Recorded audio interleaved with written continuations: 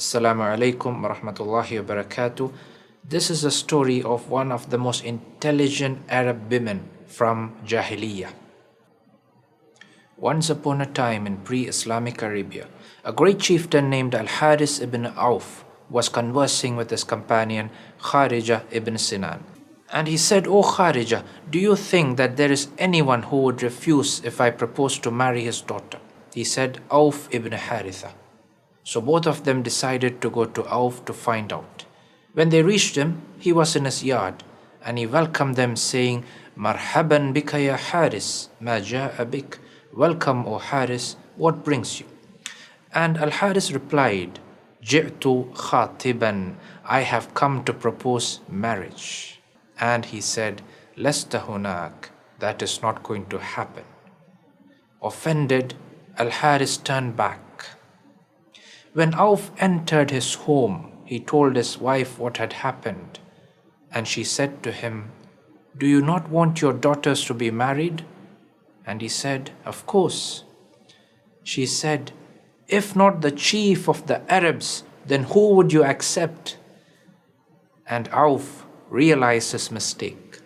So his wife told him to go to Al-Haris and tell him that he was angry about something when he met him, and that was the reason he acted the way he did. So Auf caught up with Al-Haris and said to him as his wife had instructed, and convinced him to come back.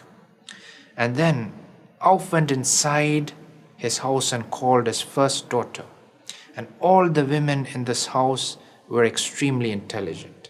So when the first daughter came, he told her, "Ya bunayya, هذا الحارس بن عوف سيد من سادات العرب قد جاءني خاطبا وقد أردت أن أزوجك منه فما تقولين?" "O my daughter, this is Al-Haris ibn Auf, a chieftain from the chieftains of the Arabs. He has come to me with a proposal of marriage, and I wish to marry you to him. So what do you say?" قالت لا تفعل لأن في خلقي رداءة وفي لساني حدة ولست بابنة عمه فيراعي رحمي ولا هو بجارك في البلد فيستحي منك ولا آمن أن يرى مني ما يكره فيطلقني فيكون علي بذلك مسبة. She said, "Don't do it, for in my character there are defects, and in my tongue there is sharpness. And I am not his cousin, so that he is considerate of my family ties, nor is he your neighbor living in your country, so that he is considerate of you. So I am worried that he might see from me what he hates and divorces me, and that would be a blemish upon me." And he said, "Qumi barakallahu feek. Get up, may Allah bless you." So then he called the second daughter and told her the same thing, and she replied to him just like his first daughter had. So then he called the third and final daughter and told her what he had told the first two. And she said, "Anta wa dhak. Wallahi إني الجميلة وجها الرفيعة خلقا الحسنة رأيا فإن طلقني فلا أخلف الله عليه فقال لها بارك الله فيك." She said, "Go ahead if you wish, for I am of a beautiful face, high character and sound opinion. If he divorces me, may Allah not grant him anyone after me." So Auf married his youngest daughter to Al-Haris, and they pitched a tent near the house for him. When Al-Haris entered upon her and extended his hands towards her, she said, "Mah a'inda abi wa ikhwati, هذا والله لا يكون."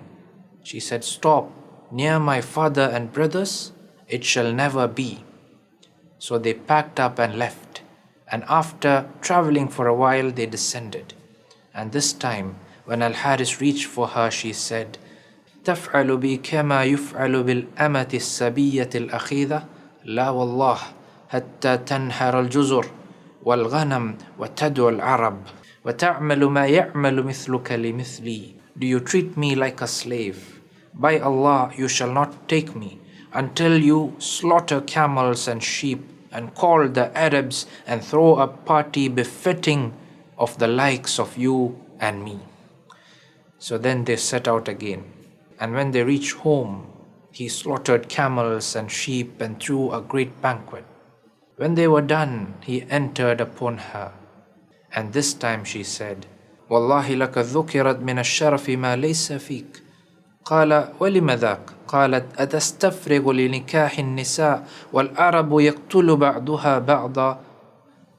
She said, "By Allah, I was told that you were a noble man, but it does not seem so." He asked, "Why do you say so?" She said, "Do you find the time to marry women when the Arabs are killing each other?"